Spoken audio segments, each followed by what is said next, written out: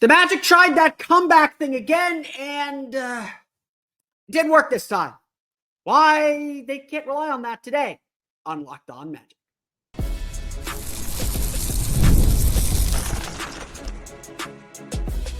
You are Locked On Magic, your daily Orlando Magic podcast, part of the Locked On Podcast Network, your team every day. And you are indeed Locked On Magic. Today is January 2nd, 2025. Happy New Year. My name is Philip Rossman-Reich. I'm the senior writer over at OrlandoMagicDaily.com. Of course, follow me on Twitter at PhilipR_OMD. And I'm very happy I did not have to stop and re-record. Garrett, promise you this is my first take. I said 2025. On today's episode of Locked On Magic, the Orlando Magic try the whole comeback thing on the road this time, and it doesn't quite work. What that tells us about the Magic, what that tells us about what they're missing, what they need to do, what that tells us about some of the decisions Jamal Mosley has to make on a nightly basis. We're going to get to all that coming up here in just a moment. But first, we want to thank you again for making Locked On Magic part of your day every day, no matter when you listen to us, whether it's first thing in the morning, whether it's right when we upload. We truly appreciate you making Locked On Magic part of your day every day. And you can make Locked On Magic even bigger part of your day with the Locked On Magic Daily Newsletter, the one stop for ultimate team and league coverage delivered right to your inbox. Sign up for free now at LockedOnDaily.com. That's LockedOnDaily.com, and start your day with the all-new free Locked On Magic Newsletter. The Orlando Magic were down by 3 with 6.5 minutes to play. So let's start there. Let's just start at that important point. The Orlando Magic had a chance to win the game on the road. And if the Magic are the team that we think they are, then we need to continue to state there are no excuses for losing. When you have a chance to win, you need to win. That is always the case. Doesn't matter if they're winning or tanking. When you have a chance to win, you need to win. And especially with where the Magic are at, dropping games is not good. If you give yourself a chance to win, you should win. And look, the Magic have told us this time and time and time again over the last 2 weeks. They are enough. They have enough to win. No matter how poor their offense looks, no matter how much they're missing, they put themselves in a place to win basketball games. Now, obviously, you're not going to go 82-0, and sometimes things happen. Sometimes it comes down to making or missing shots. And over the last 6.5 minutes, that's exactly what happened. If the Magic had played a close game and they lost 105-96 to the Pistons, the way that they lost in the last 6.5 minutes, we might sit here and say, okay, there are things they need to do better, but we can live with it. Orlando made 2 of their last 12 shots. Their defense gave them a chance, but the Pistons pinned them down in some difficult matchups. They made some plays. They got to loose balls. The Magic missed some key shots. They tried to speed themselves up to try and get themselves into this game, and the shots just weren't there at the end. Again, if it were simply about makes and misses, I don't think I would be as upset or willing to make the point that I'm willing to make or say, this is a game the Magic should have won. Sometimes you get beat. It's an NBA season. You're going to lose games. So it's not necessarily the loss that we're upset about. It's, again, how that loss happens. The fact that the Magic found themselves playing with fire, and this time they got burned. Because quite simply, coming back from double-digit deficits, coming back from 15-plus point deficits, coming back from 18 down, that's not sustainable. And we knew that when they fell behind by 25 to the Miami Heat. You're not winning those kinds of games. We knew that when they fell behind by 15 at the half to the Boston Celtics. You're not winning those games. When they fell behind by 21 to the Brooklyn Nets, you're not winning those games. I think Tim Reynolds of the Associated Press had the stat that the Magic are 2-1 in their last 3 instances of going down by 21. It was more than 100 losses before the last 2 instances that they won down 21. Having to come back from double-digit deficits, having to make your way back, having to start down so much, that's not sustainable. And so while these comeback victories are so exciting, and they say a lot about this team, again, Jalen Suggs even said after the game, It is a statement of this team's willingness to try, their determination, their resiliency, their gutsiness, whatever adjective you want to use. It's a positive thing that we can look at an 18-point deficit on the road and say, okay, calm down. We got this. The Magic got within 3 and gave themselves a chance to win the game.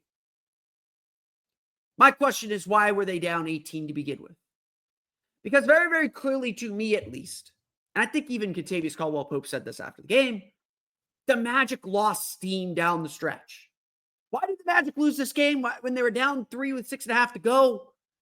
It's because the Pistons were defending a lead and the Magic were scrambling to make up one. The Magic found themselves expending so much energy to get back into the game. And we'll talk a little bit about that in a minute as well. Another underlying issue this team is facing right now. The Magic spent so much energy getting back into the game that they didn't have energy to finish. This is one of the best fourth quarter teams in the league. Orlando's whole deal is they weigh on you with their defense and then are able to zoom past you in the fourth quarter. And that's fine. That works. That is a good strategy for this team. But it only works when they're tight.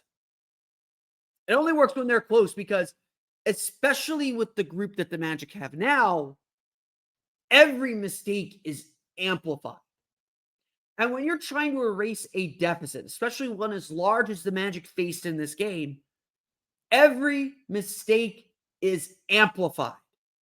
You can't make mistakes because your margin for error is that much smaller. A 5-second violation off an inbound, the Magic turned the ball over a lot early in the game. That's what put them in the deficit. They had 7 turnovers in the first quarter. They had 6 the rest of the game. But that one turnover at the wrong moment feels bigger because the hill you climbed is so much taller. To give up a possession where the Pistons got 3 offensive rebounds before Tim Hardaway Jr. finally hit a floater to make it a 9-point game with 3.5 to play, those feel bigger. You don't have room to make those mistakes because you're down so much. It's missing a layup on a fast break or bungling a fast break feels bigger when you know you need that to make up that final deficit. This Magic team plays well under desperate circumstances. I'm not going to deny that. I'm not going to pretend that they don't. I'm not going to pretend that that is one of their strengths. That when they need to flip the switch of urgency, they find it and they are really effective with it. But that's also ultimately the question. Why do they need those circumstances to flip that switch? Why did Detroit's pressure get to them in that first quarter to put them down by 10 right off the bat? Why did the Magic defense look lethargic early in the game, allowing Jaden Ivey and Cade Cunningham to make all the threes that they made? Allowing Jalen Duren to run free and get lobs around the basket? Why did the Magic need some spark to lock them in? Because regardless of how you feel about, regardless of how much you want to excuse the team for any losses, and look, there's going to be bad performances. The Magic have the second worst offense in the league since Franz Wagner's injury since December 7th. Offense is a problem. The Magic don't get into their stuff fast enough. They get bogged down when teams pressure them. They need Paolo back bad. They need Franz back bad. The Magic's offense is bad. It's not good. And that's just how it is. That puts a lot of pressure on the defense. It means the defense has to be even better. And some nights it's not. Some nights they're just going to give up shots. It's not good or bad. It just is. There's going to be outlier games, and perhaps the first half of this game was an outlier with the way the Pistons shot the ball. Then again, the Magic came back with a vengeance, forcing 24 turnovers, getting 25 points off those turnovers, getting themselves back into the game with their defense first, and using that to get themselves downhill and pick up their pace. When they were able to get their defense set, Detroit could not score on them. And a 107 defensive rating in this game is really good. The Magic will take that every single day. But it took a long time for the Magic to get there. It took a half for the Magic to get there. And against a team like Detroit, who is fighting for a play-in spot, they're not a bad team. Against quality opponents, that's going to hurt you. And so the Magic can't rely on coming back from deficits. They can't rely on that grit and determination when they put themselves in the hole. It'll help them get back up. It'll help them give them a chance, but why need that? When the Magic played well enough to put themselves up by 15, where was that? And that's what this Magic team has to learn. For however long they're without Paolo Banchero, it could be one more game, could be two more games, could be three more games. We are on Paolo Banchero watch. It's coming. I don't think it's Friday in Toronto. Sunday against Utah feels like a possibility. Don't think it'll be Monday in New York. Next Wednesday against Minnesota is a possibility. It is on the horizon. He is taking contact now.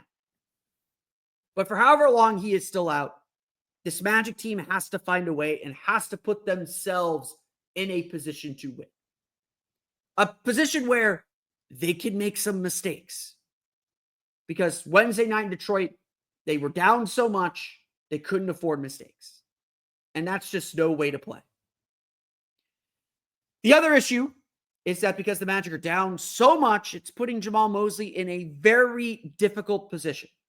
The rotation decision problems that he faces and how he's handling them, for better or for worse, we'll get to that coming up here in just a moment. But first, today's episode of Locked On Magic is brought to you by our friends over at Game Time. I love going to live events, whether it's sports, music, theater, or comedy. And one of the best events that I went to last year was I went to go see the Two Towers in concert at the Dr. Phillips Center. And I was looking at their list, and one of my all-time favorite movies is coming up in the circuit at the Dr. Phillips Center. If you've ever seen a movie in concert, it's literally, they put the screen down, they play the movie, and you get a live scoring of the movie. It is so cool. It is very, very cool. Jurassic Park is coming end of the month at the Dr. Phillips Center. And I've had it on my schedule to search for tickets. Well, my delay is my problem because, well, you know it, there aren't many great tickets left on the Dr. Phillips site. So where am I going to go? I'm going to go to Game Time to make sure that I get my seat to see my favorite movie live scored in front of me. Now Game Time has made it even easier to get tickets to whatever your favorite event is with their new feature, Game Time Picks. This feature filters out the fluff to show you only incredible deals on great seats so you don't have to waste time searching through thousands of tickets. Take the guesswork out of buying tickets with Game Time. Download the Game Time app, create an account, and use code LOCKEDONNBA for $20 off your first purchase. Terms apply. Again, create an account and redeem code LOCKEDONNBA. That's LOCKEDONNBA for $20 off. Download Game Time today. What time is it? Game time.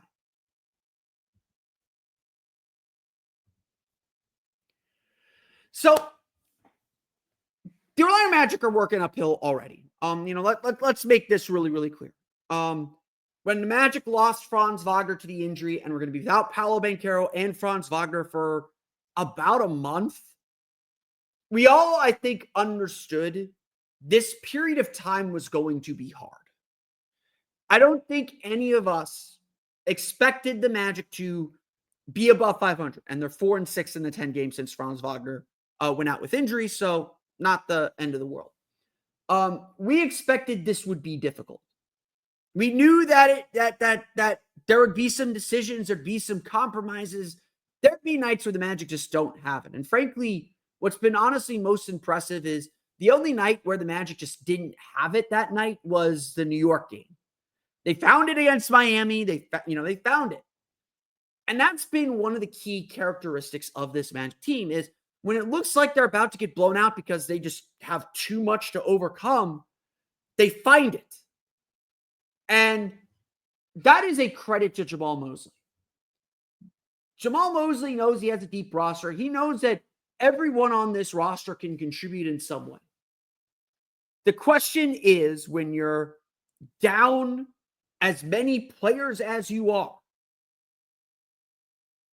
who can you count on reliably every night? The reason your starters are your starters, the reason your rotation players are your rotation players is because you know what you can count on them every night. You know what you're going to get from them every night. And with some variance, obviously, but you can set a rotation and you think a little bit, maybe strategically, but if someone has a bad first half, they will have a good second half. That's not the case right now with the Magic. Right now, the Magic don't know what they're getting night to night. They don't know what they're getting on a daily basis. And that's the biggest issue they face right now. That's the biggest issue Jamal Mosley faces right now. He has his starting lineup, and I think he's pretty sure of what he's getting from his starting group. Didn't get a great start from them on Wednesday. But beyond that, you can see Jamal Mosley searching. And look, everyone gripes about their coach's rotation decisions. That's not new. And Jamal and Coach Mose, I believe he comes into games with a set plan of this is what we're going to do. This is what I'm going to trust. And I've always credited Mosley, while you may not agree completely or always with his rotation decisions and who he decides to trust. In the second half, he's always proven himself to be very flexible. If something didn't work in the first half, he will go to something different in the second half. He will stretch starters out a little bit more. He will go to someone who didn't play in the first half and play them in the second half. That's what happened. Obviously, injuries were part of this, but that's what happened with Cole Anthony in Sunday's game against the Nets. That's what happened with Caleb Houston. And more often than not, Jamal Mosley has pushed the right buttons. He's put Trevelyan Queen in to help guide that comeback against the Miami Heat. He put Caleb Houston in, who made the huge shots against the Brooklyn Nets. He put the ball in Tristan de Silva's hands against the Nets to help them win that game. To say that Mosley doesn't adjust, I think, is a huge disservice. He definitely adjusts during the game. The question is whether his initial plan is the right one to begin with. But he's not, I'll give him this credit. He's not afraid to say, this isn't working, I'm going to try something else. And we'll fight and hunt for that right there. And frankly, to me, that's what all these comebacks really say, is that Jamal Mosley is scrambling and searching for that thing that works this day. It's not Jett Howard today. Let's try Caleb Houston. It's not Corey Joseph. It's not Trevelyan Queen. Let's try Cole Anthony. It's not Tristan de Silva today. Let's give Jett Howard a try. At some point, that roulette wheel is going to come up blank. And the Magic aren't going to have it that day. That's part of this too. But Jamal Mosley hunts for the right guys. In Wednesday's game, Goga Bitadze didn't have. We'll go through the box score. I'll explain why Goga didn't play well to begin with in this game. But Wendell Carter did. So he stuck with Wendell Carter for the entire fourth quarter. Jett Howard was making shots and contributing. Caleb Houston was making shots and contributing, helping the offense find some life. He stuck with them, even though they were not part of the rotation in the first half or even, for a while now. That's all well and good. And again, it's a tribute and I think a credit to Jamal Mosley that he seeks out that right combination. He may not have the first right idea, but he will admit when it's not working. Now, again, we could argue, okay, he should call a timeout sooner. I thought with how up and down and kind of ragged the game was with the Magic down by 5 in the fourth quarter, the Magic needed a timeout before they got to that 3 offensive rebound possession. You could kind of see them dragging, see how tired they were. He needed to use his timeouts there. Everybody gripes about coaching decisions like that. But here's what matters. Consistency. And I would honestly, I'm glad that Mose feels comfortable trying different things. And I think that is important, especially with how injured this Magic team is. But ultimately, consistency wins you games. If you've listened to this pod, you've heard me say this. The regular season is about what you can do to still win when you're on a bad night on a Tuesday. When you're on the second night of a back-to-back and you just don't have it, what can you rely on to get you through the game and give yourself a chance to win? Again, the Magic, it's not like we're talking about a Magic blowout here. Magic had a chance to win this game. And a lot of that is because Jamal Mosley didn't like what he saw in the first half. Adjusted, threw some new guys into the mix, and they came in and performed. And like the Magic themselves, we need to be asking, okay, how do we get Mosley, or how does Mosley needs to be asking himself, how do I make these correct decisions quicker? How do I get to the right lineup quicker? How much leash can I give these players right now? And that's not an easy question. Like, honestly, that's not easy, because the Magic the options are fine. They're not bad options. But the Magic don't have a lot of options to go to. With Anthony Black out, Trevelyan Queen was out this game with an illness. It's rough right now. He's searching. But if the Magic want to be successful, it is about consistency. It's about doing the same thing over and over and over again. And knowing you're getting similar results, maybe not the same, but similar results. And that's the biggest problem with the rotation right now. Because Orlando doesn't know what it's getting every night. They don't know if Cole Anthony is going to be fine this game. That is ups and downs in this one. We'll get to the box score here in a minute. We don't know if Trevelyan Queen is going to be fine this game, or even Tristan Da Silva, even someone as high up on the roster as Tristan Da Silva. You trust him a lot. But sometimes he doesn't have it. He's still a rookie, and he didn't have it this game, so he didn't play in the fourth quarter. This is what getting your stars back will do. It puts everyone in the right roles. It makes everyone a little bit more comfortable. It creates a little margin for error, so you can make some mistakes. You can have bad games. You can figure this all out. Right now, part of the reason the Magic are having to make comebacks is because Jamal Mosley does not know, or is making educated guesses, but trying to predict who's going to have it every night. And he does not know. We don't know. We don't know who's going to play well every single night. And that's part of the problem of where the Magic are at. It's why they do deserve a little bit of grace. But it's also why the Magic are struggling at the beginning of games, because consistency hasn't found them yet. Let's go through the box score. We'll talk a little bit about that, plus send some thoughts and prayers to Jaden Ivey. We'll get to that coming up here in just a moment. But first, today's episode of the Locked On Magic is brought to you by our friends over at FanDuel. The NFL playoffs are almost here. We are in the last week of the regular season, but it's not too late to get in on the regular season action with FanDuel, America's #1 sportsbook. Because right now, new customers can finish the season strong with $250 in bonus bets if your first $5 bet wins.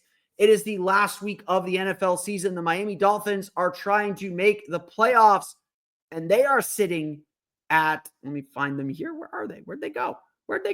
They are sitting at 1.5-point favorites at the New York Jets with their chance to make the playoffs. Tampa Bay Buccaneers also trying to make the playoffs. They win against New Orleans Saints. They clinch the NFC South, and they're in the playoffs, 13.5-point favorites over the struggling Saints. They have NBA odds too. The Magic Raptors game is not posted yet. I don't believe it is not. But you can find great odds on the NBA, including the Magic's odds to win the Eastern Conference at plus 1,400. They are now ahead of the Philadelphia 76ers, one of the 5 favorites to make it out of the Eastern Conference. You can find that and so much more on FanDuel. So visit FanDuel.com to join today. That's FanDuel.com for your chance at $250 in bonus bets. Make every moment more with FanDuel, an official sportsbook partner of the NFL.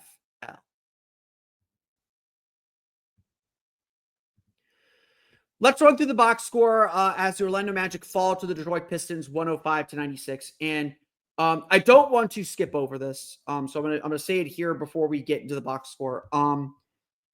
The big takeaway from this game, and please listen to our friends at Locked On Pistons for their take and what it all means, and send your well wishes to them over there. The big news story out of this game was early in the fourth quarter, Cole Anthony was diving for a loose ball.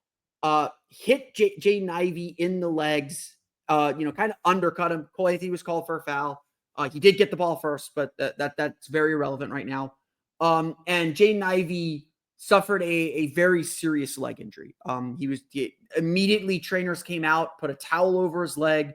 Players surrounded him so that no one could see what was going on. and he was stretchered off the court. We have unfortunately seen and experienced injuries like this throughout the years. Immediately it was reminiscent of the scene when Devin Kennedy got hurt a few years back with the Magic.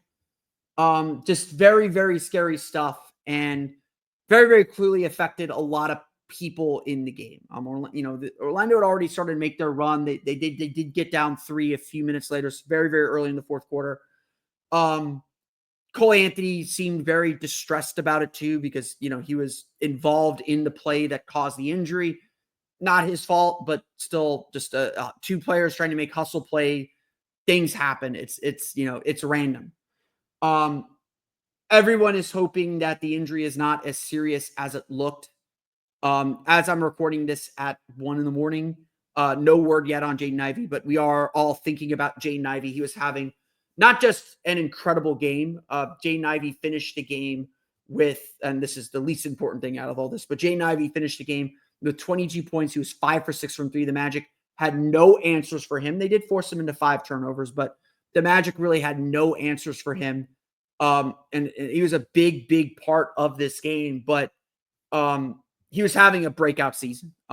He was pretty much given up on by the previous regime in Detroit, put back in the starting lineup, given some freedom to roam, and he was having an incredible season. So we're all hoping, I hope every Magic fan is hoping that he is going to make a speedy recovery, that the injury is not as serious as it looked at the time. And of course, our thoughts and prayers are with him, with him on that.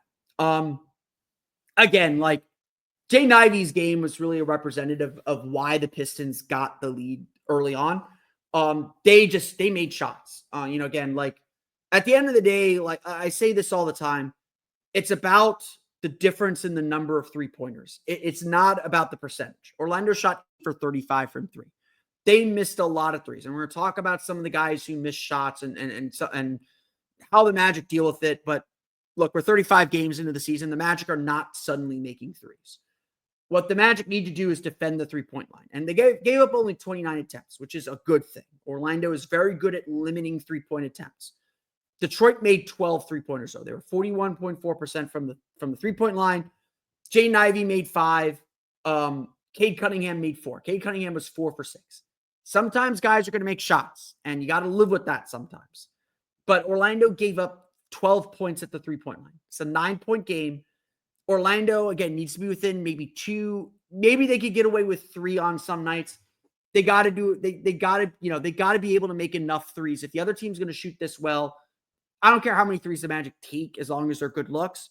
They got to make enough to stay in it. And again, part of the reason why the Magic stayed in this game is they made enough threes. Granted, only 3 players made threes in this game. Kentavious Caldwell-Pope was 4 for 6. We'll get to his game in a minute. Jalen Suggs was 3 for 9. Caleb Houston was 1 for 4. Everybody else was missing threes. And again, the Magic still need to shoot threes. I think 35 is the right number of 3-point attempts for this team to take. I think that they just got to make them. And part of the problem, obviously, is the Magic lack a clear playmaker. Goga Bitadze led the team with 6 assists. And honestly, like, this was one of Goga Bitadze's worst games of the season. He had only 8 points. He was 3 for 8 from the floor, 3 rebounds. He's playing that handoff role. Detroit did a really good job blowing up those actions. They were putting a lot of pressure. Orlando couldn't move, and because they don't have a clear ball handler, the offense just really gummed up. Defensively, though, Goga played really poorly. Jalen Duren had 18 points and 11 rebounds. He had 3 offensive rebounds, 9 for 10 shooting, a lot of lobs, a lot of getting down the court, beating Bitadze down the court. And look, Wendell Carter wasn't that much better. The difference was Wendell Carter was scoring 15 points, 8 rebounds for Dell. He had 2 steals. He had a block. Dell had one of his better games in a while, 7 for 15. So he's had a couple good games now in a row. The Magic needed his shooting. He was comfortable shooting from the mid-range. He missed all 4 of his 3-pointers, but he was comfortable shooting from the mid-range. He got around the basket. But again, you miss Bitadze's ability to play above the rim a little bit in this game because, again, Bitadze just wasn't in it. And that was part of the issue. And again, Orlando then needed points. So they were leaning towards scoring. That's why Jet Howard played. We'll talk about him in a minute. That's why Caleb Houston played. Houston, I thought, played really well as well. But the Magic were searching for things, and Detroit was able to operate too easily. Like I said, turnovers are a big reason why the Magic fell behind early in the game. They had 7 turnovers in the first half. They had only 6 the rest of the game. 13 turnovers for 20 points. Orlando forced 24 turnovers, but they get only 25 points off those turnovers. So many of the Magic's problems right now are they get these mistakes. And look, Jaden Ivey had 5 turnovers. Cade Cunningham had 5 turnovers. Malik Beasley had 4 turnovers. Asar Thompson had 5 turnovers. For the Magic, who had no ball handling and no playmaking, the Pistons, all of their playmakers made critical mistakes. And those turnovers nearly cost Detroit this game. Just plain and simple, they nearly cost Detroit this game. But here's the difference in the game. Fast break points. Detroit had 14 on 6 of 12 shooting. Not great, but not bad either. Orlando had 12 fast break points, but they were only 4 for 13 on fast breaks. That, again, is something you usually get from turnovers. The Magic just are not taking advantage of these opportunities. To have 24 turnovers and not score 30 points off those turnovers, that's bad. You usually want that number above the turnovers, obviously, but the Magic should have been in the mid-30s with the number of turnovers they were forcing. If they do that, if they take advantage of these miscues and these mistakes, they win this ballgame. The Magic just did not take enough advantage of the mistakes that they were creating, of the turnovers they were creating, and that's ultimately why they lost this game. Jalen Suggs leads the team in scoring with 24, 9 for 20, 3 for 9 from 3. He started kind of jacking up threes late in the fourth quarter. There are bad threes taken in the fourth quarter. I'm not going to pretend otherwise, as the Magic were trying to get back in the game, but Jalen Suggs also kind of awoke in the fourth quarter offensively to help the Magic get back in this game. He had 8 points on 3 for 6 shooting. He was 2 for 4 from 3 in the fourth quarter. He had 11 points in the third quarter as Orlando got back in this game again. A lot of it just getting downhill to the basket. He had a nice 360 dunk in there as well. He helped turn the ball over a ton. Like, he played really, really well. He kind of found himself throughout the course of the game. Kentavious Caldwell-Pope had the big breakout, 21 points, 8 for 11 shooting, 4 for 6 from 3. He was really the only guy that had anything going early on in the game. I think he made his first 8 shots, though, so cooled off later. Jalen Suggs was the one that really spearheaded offensively that comeback, but Kenny was the only guy that had anything going. He said after the game that his kind of New Year's resolution is to be more aggressive and take more shots. He feels like he's been passing up shots. So if that's the case, this was a good sign for him. Off the bench, the Magic got really good contributions from Caleb Houston. He played 27 minutes, only scored 3 points on 1-4 shooting. Felt like he had more. The threat of his shooting really helped the team. I thought he defended pretty well. Again, struggled some on Tobias Harris. Everyone kind of struggled on Tobias Harris. Tobias finished with 17 points on 7 for 9 shooting, with 8 rebounds as well. The Magic were searching for anything, and Caleb, I thought, gave them good energy. Jet Howard had one of his best games of his career. 9 points, 3 for 4 shooting, missed his only 3-point attempt. So he's shooting a lot from the interior. Played solid defense. Detroit tried to pick on him. He held his own. He finished the game, deserved to finish the game. A really solid effort from him as well. But again, just so many guys missing shots that the Magic need to make shots. Cole Anthony was 0 for 3. He's 3 for 12. Cole Anthony does a great job getting in the paint, but he's searching for his own shot. I would love to see him get his assist numbers up. Again, the Magic need him driving to score. They need to be aggressive on that front. But he needs to take the attention he's getting and the paint penetration he's getting and create open shots for others. That's the big thing for him. Jonathan Isaac had some nice defensive moments, got 4 points, 1 for 5 shooting, 0 for 4 from 3. That one make was a dunk off a nice pass, but 2 of his threes were just bad. He shot a 3 from the corner that went off the top of the backboard. That was bad. He's shooting less than 20% from 3. It's rough right now. And again, these are guys the Magic need to shoot confidently. You can't not shoot confidently. Once you stop shooting, that's when defenses have you. Like that's what's happening with Asar Thompson. The scout on him was leave him alone. Cole Anthony was defending him and roaming a little bit. He took a 3. And again, Asar Thompson has to take threes. He missed it. Took 2 threes. He missed it. But you got to keep taking shots. You got to shoot them confidently. You got to hope that they go in.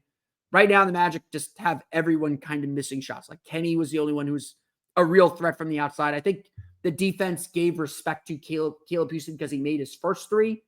But again, just there's no reason to respect the Magic shooters right now. And so they have to find a way to create tension, to create imbalance, to create ways to attack and get downhill so they can kick out 4 open threes that they can make. Again, like you look at the Magic's overall numbers, their catch and shoot 3-pointers are way down since Franz went out. Their open 3-point shots are way down since Franz went out. Their corner threes especially are way down since Franz went out. Getting Paolo back is going to help them so much, like in very measurable ways, because they'll have someone who can get downhill and get to the basket and knows how to pass out of double teams when the defense collapse around him. So that's going to be a big piece of this puzzle. The Orlando Magic fall to the Detroit Pistons 105-96. They're back in action Friday against the Toronto Raptors. But that's going to do it for me today. I want to thank you all again for listening to today's episode of Locked On Magic. Of course, find me on Twitter at PhilipRR_OMD and on Blue Sky at PhilipRR. You can subscribe to the podcast at Apple Podcasts, Stitcher, TuneIn, Himalaya, Google Play, Spotify, Odyssey, and all of them sell podcasts to your podcast-enabled listening device. For the latest on the Orlando Magic, be sure to check out OrlandoMagicDaily.com. You can find us there on Twitter at OMagicDaily. And for even more Orlando Magic content, be sure to check out my Patreon page, your Orlando Magic Hub, at patreon.com/Orlando Magic Hub.